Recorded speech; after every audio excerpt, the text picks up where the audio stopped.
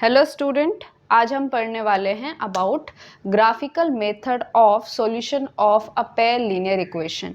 मतलब क्या कि हम ग्राफिकल मेथड से समझेंगे कि लीनियर इक्वेशन के जो पेयर हैं उसका सॉल्यूशन कैसा होता है। ठीक है, बेसिकली हम देखने वाले हैं कि लीनियर इक्वेशन को हम ग्राफिकली कैसे देखेंगे और वहाँ से जो है उसके सॉल्यूशन के बारे में हम क्या पता लगाएंगे। बहुत ही इंटरेस्टिंग कॉन्सेप्ट है इस। ठीक है, तो लास्ट टाइम आपको याद होगा हमने पढ़ा था पेयर ऑफ लीनियर इक्वेशन होता क्या है। तो आपको ध्यान है कि जो लीनियर इक्वेशन होता है वो कुछ इस फॉर्म का होता है, a x plus b y is equal to c.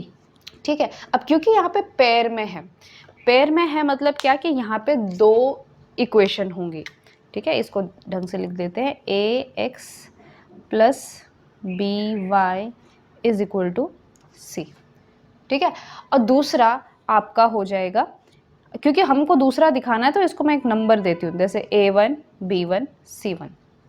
ठीक है, उसी तरह से आपका हो जाएगा A2x plus B2y is equal to C2। यहाँ पे ध्यान में रखिए कि आपके जो ये A1 B1 और C1 हैं ये आपके क्या हैं, कांस्टेंट हैं। सो A1 A2 B1 B2 और C1 C2 ये सारे के सारे आपके क्या है, कांस्टेंट है। इनमें से कोई इक्वल हो सकता है, अनइक्वल हो सकता है, कुछ भी हो सकता है। क्लियर है ये बात। और x और y आपके वेरिएबल हैं।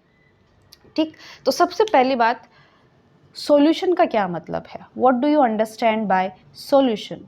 सॉल्यूशन का मतलब होता है, एक तो आप समझते हैं सिंपल सी लैंग्वेज में कि सॉल्यूशन का मतलब होता है कि हमारा जो क्वेश्चन में जो पूछा गया है उसका आंसर।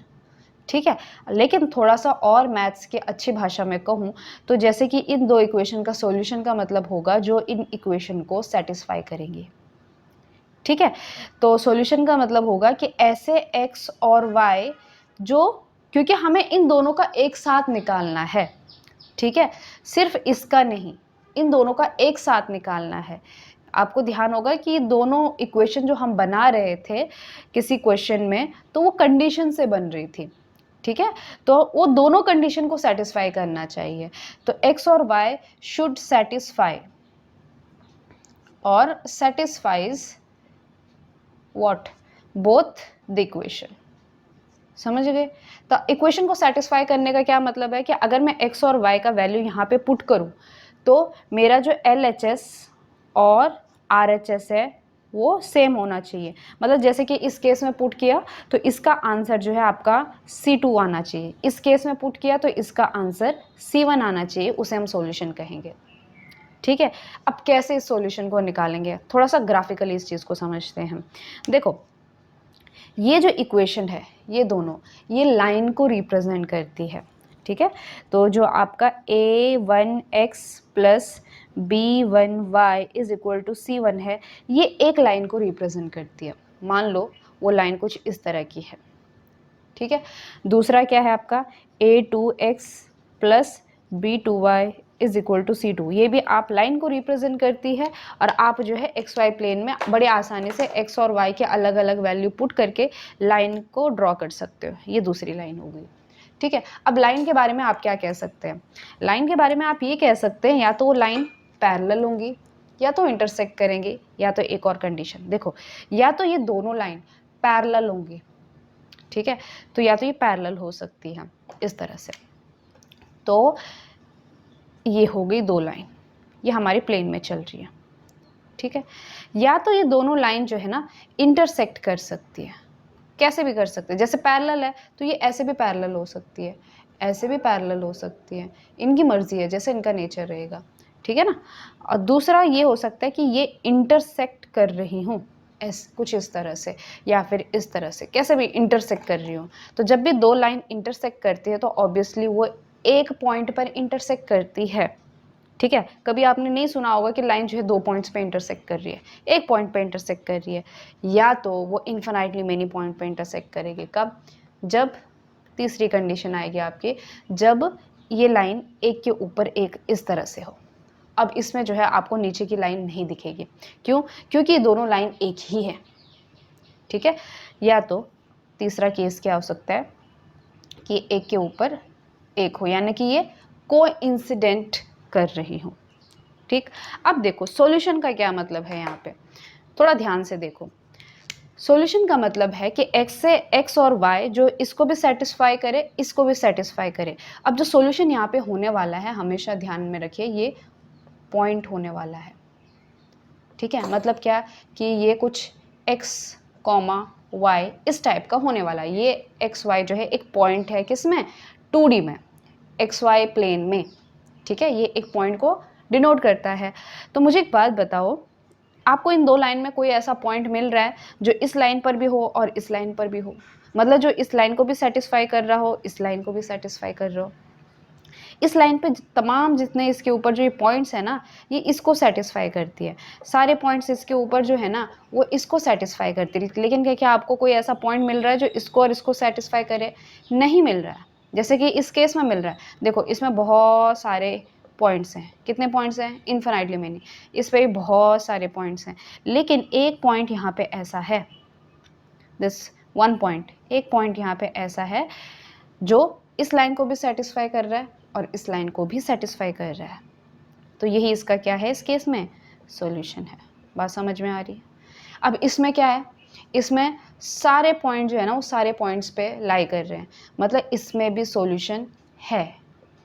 लेकिन दोनों में क्या फ़र्क है, इसमें बस एक पॉइंट है, यहाँ पे आपको सिर्फ वन सॉल्यूशन दिखाई दे रहा है, और यहाँ पे कितने सॉल्यूशन दिखाई दे रहे हैं, यहाँ पे आपको बहुत सारे मतलब कितने, इनफाइनाइटली मैनी, इनफाइनाइटली मैनी कहते हैं इनको। ठीक है ना, इनफाइनाइटली मैनी सॉल्यूशन यहाँ पे आपको दिखाई दे रहे हैं। और यहाँ पे आप क्या कहोगे कि यहाँ पे कोई भी सॉल्यूशन नहीं है, नो सॉल्यूशन।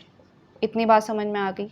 तो अब आपको समझ में आ गया कि अगर दो लाइन हैं तो अगर वो पैरेलल हैं तो उसमें कोई सॉल्यूशन नहीं होता। अगर वो इंटरसेक्ट कर रही है तो एक सॉल्यूशन होता है, और अगर वो कोइंसिडेंट हैं तो इनफाइनाइटली मैनी सॉल्यूशन होता है।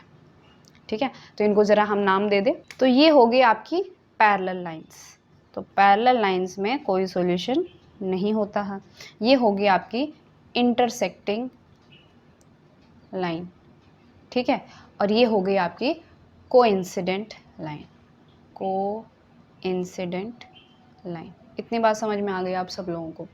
ठीक है, अब सवाल ये है कि क्या आप सिर्फ इनको देखकर, क्वेश्चन ये है कि क्या आप A1, B1, C1, A2, B2, C2 को देख के बता सकते हो कि कौन सी लाइन कैसी होगी? ठीक है, तो बिल्कुल हम बता सकते हैं। एक तो ये है कि आप इनको जो है ग्राफिकली रिप्रेजेंट करोगे, जो कि हम डेफिनेटली करेंगे एग्जांपल्स के केस में। लेकिन आपको एक ट्रिक बताती हूँ कि आप सिर्फ A1, B1, C1, A2, B2, C2 को देख के बता सकते हो कि ये दो लाइन जो है वो पैरेलल हैं, इंटरसेक्टिंग है, ये कोइंसिडेंट है। कैसे, देखिए।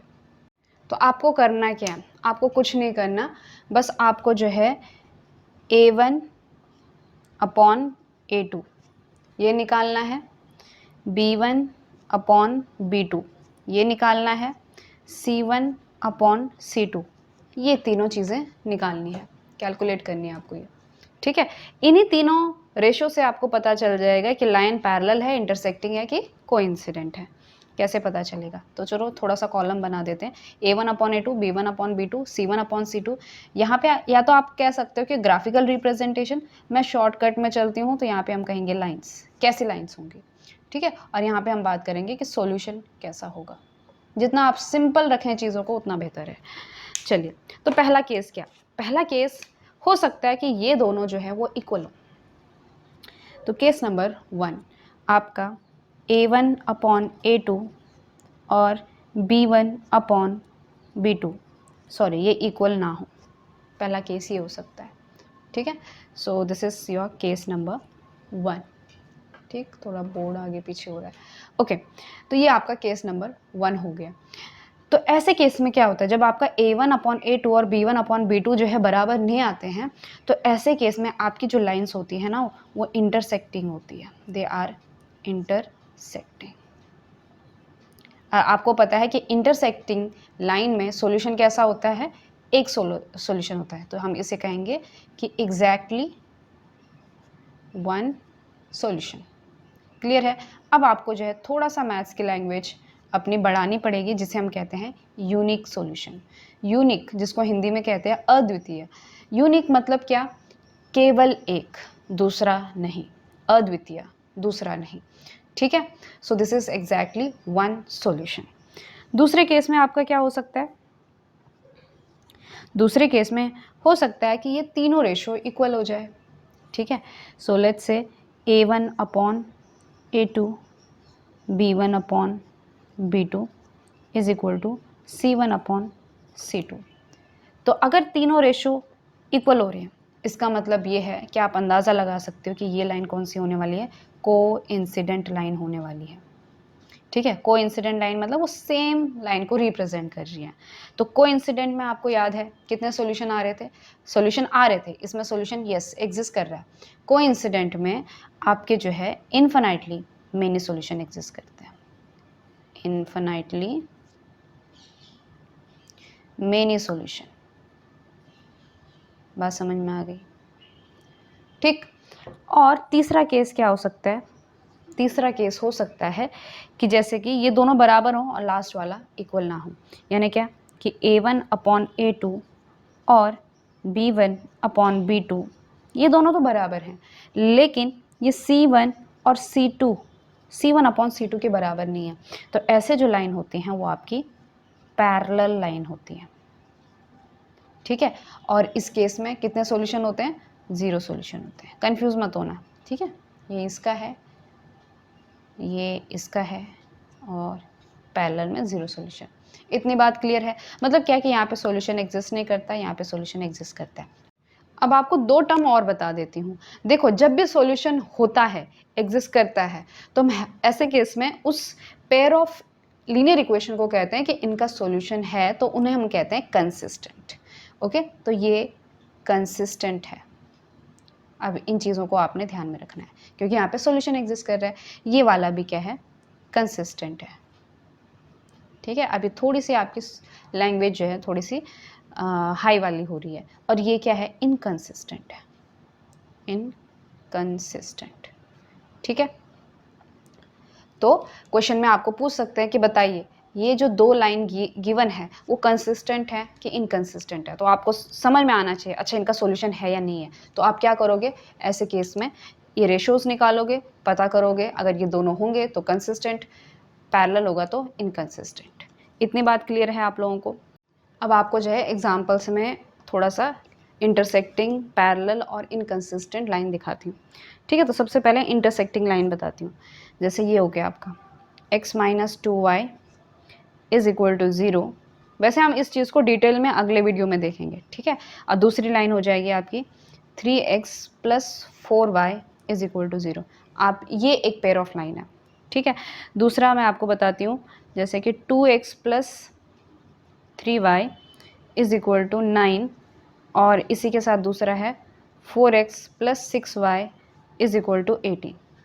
एक और बताती हूँ, x plus 2y is equal to 4 और 2x plus 4y is equal to 12। अब आप देख के ही बता सकते हो कि कौन सी लाइन इंटरसेक्टिंग है, पैरेलल है, इनकंसिस्टेंट है। देखो, एक तो आप रेशो निकालो। ठीक है, यहाँ पे 1 है। ठीक, तो 1 अपॉन में इसका A2 यानी कि 1 अपॉन में 3। ठीक है ना, इसके साथ इसका रेशो निकालो, फिर 2 का इसके साथ निकालो, तो 2 अपॉन 4, 2 अपॉन 4 कितना आ जाता है? वैसे माइनस के साथ लेना है इसको। क्लियर है? तो देखो ये दोनों बराबर नहीं आ रही, मतलब क्या कि ये जो लाइन होंगी वो कैसी होंगी? ये आपकी इंटरसेक्टिंग लाइन होगी, इस तरह की। क्लियर है? इसको देखो, ध्यान से देखो कि अगर 4x plus 6y is equal to 18 लेती हूँ और इसको मैं जो है इनमें से मैं 2 कॉमन निकाल सकती हूँ, राइट? तो जैसे 2 कॉमन निकाल दिया तो कितना आ जाएगा अंदर? 2x plus 3y। ठीक है, और यहाँ पे कितना बचेगा? 2 इंटू 9, तो 2 कैंसिल हो गया। अब ध्यान से देखो, ये 2x प्लस 3y जो है इज इक्वल टू 9, क्या यही लाइन नहीं बन गई? ठीक है, तो ये कब होता है? ये तब होता है जब आपकी लाइन कोइंसिडेंट हो, मतलब क्या कि एक के ऊपर एक हो।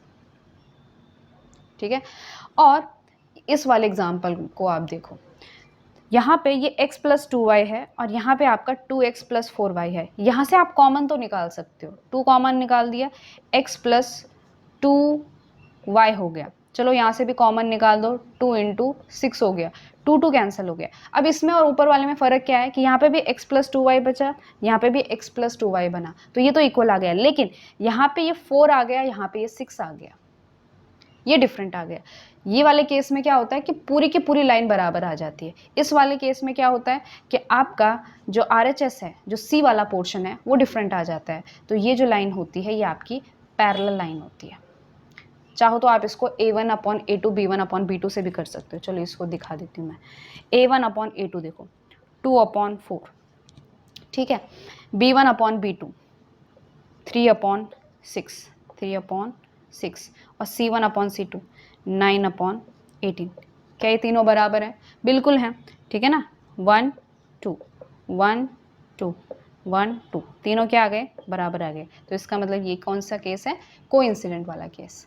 इस वाले को देखो, तो इस वाले केस में क्या हो जाएगा आपका, देखो 1 का रेशो लोगे आप 2 के साथ तो 1 अपॉन 2, 2 का रेशो लोगे 4 के साथ 2 अपॉन 4, और 4 का लोगे 12 के साथ तो 4 अपॉन 12।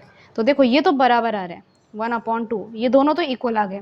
लेकिन ये हो जाएगा 1 अपॉन 3, तो ये इक्वल नहीं आ रहा। और आपको याद होगा हमने कहा था कि अगर A1 upon A2 is equal to B1 upon B2 और not equal to C1 upon C2, तो ऐसे केस में आपकी जो लाइन्स हैं वो पैरेलल हो जाती हैं। क्लियर है बात? ठीक है। अब आप इस चीज़ के लिए आराम से चेक कर सकते हो कि इसमें सारे के सारे रेशो सेम आते हैं। ठीक है। अब क्या करेंगे, जितने भी एग्जाम्पल्स हैं वो हम अगले वीडियो में सॉल्व करेंगे ग्राफिकली और इस रेशो के हिसाब से। ठीक है। और आज के वीडियो में बस इतना। आई होप आपको जो है सारा कुछ समझ में आया हो, कोई डाउट ना रहा हो। ठीक है, तो मिलते हैं अगले वीडियो में।